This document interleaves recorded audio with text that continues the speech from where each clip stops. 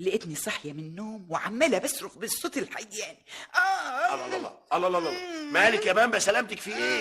الله الله. جنبي إيه؟ جنبي يا ابو سيد، سلامتك. جنبي زي ما تكون حاطط فيه صاروخ نار، نار. لا الف سلامه. حالا اروح اجيب لك الدكتور. اروح معاك يا ابو سيد؟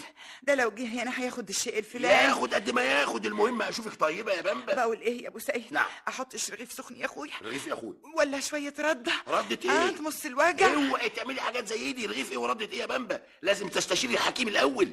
والراجل يا اختي ما كدبش خبر، هنكر الحق.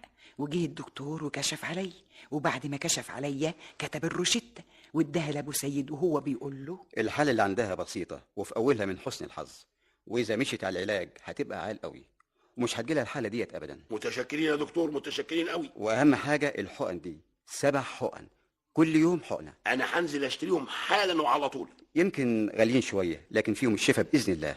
ونزل ابو سيد جاب الحقن. خدت اول حقنه الوجع قل، خدت تاني حقنه تقوليش يا اختي هو سحر، لقيت جنبي خف، قلت الحمد لله.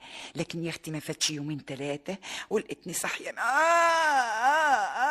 يعني الله الله الله الله الله، مالك يا بامبا؟ سلامتك في ايه؟ جنبي يا ابو سيد الله. زي ما تكون حاطط فيه صاروخ نار. الف سلامه يا بامبا. تاني انزل اجيب لك الدكتور حالا. غريبة، الحالة جديدة قوي أكتر من أول مرة. مش معقول. أنت خدت الحقن اللي قلتلك عليها؟ امال طبعا يا دكتور خدتها، ده انا اشتريتها بنفسي. غريبة. أمال الحالة دي جات لها تاني إزاي؟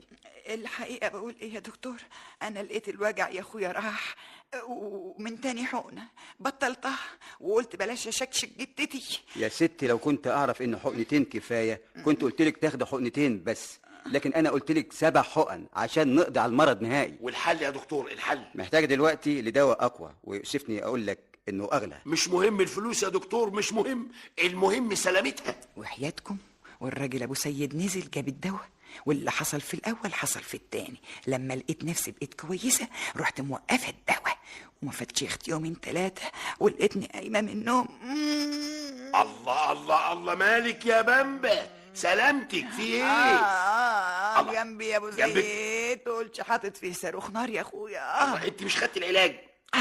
مشيت عليه يا ابو سيد يومين ولقيتني خفيت، قمت بطلته. يبقى مفيش فايده. مفيش فايده من ايه يا ابو سيد؟ ان اروح للدكتور واجيبه واديله اجرته واجيب ادويه وادفع منها الشيء الفلاني، مفيش فايده بقى في اللي بعمله ده كله. يعني بتعايرني يا ابو سيد؟ انا مش بعايرك يا بامبا، انا مستعد ابيع هدومي عشان اعالجك، لكن اذا كنت انت مهمله في نفسك اعمل ايه؟ واي تحسن تروحي مبطله علاج على طول، يبقى ملوش لزومه المصاريف دي كلها، ملوش لازمه اصل في المصاريف دي كلها يا بامبا، حرام عليكي. انت عارفه صرفنا كام لحد دلوقتي؟